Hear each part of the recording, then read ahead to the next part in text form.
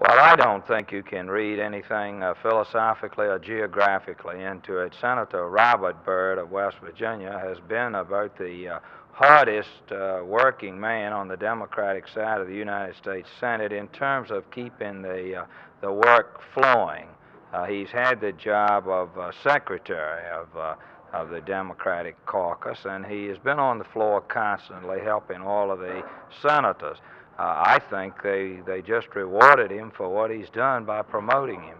You think this has hurt Senator Kennedy's presidential plans? Well, I think that remains to be seen. Senator Kennedy, as you know, had said he had none for 1972.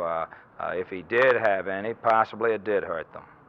Now, this could be a very significant session of Congress. What bills do you plan to introduce? Well, I plan to again introduce a bill calling for all members of Congress to publicly disclose their assets and their liabilities and file their income tax returns regularly in order that the public can know whether any breach of public trust is taking place, whether there's any conflict of interest.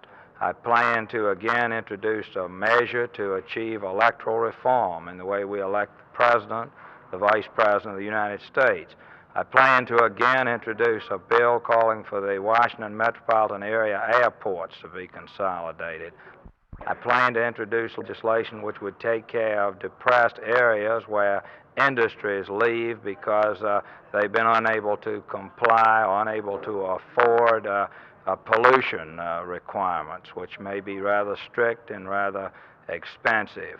I plan to introduce legislation which will require advertisers on TV, radio, and in the newspapers who make claims about what their products will do to abate pollution, to be sure that what they're telling is the truth.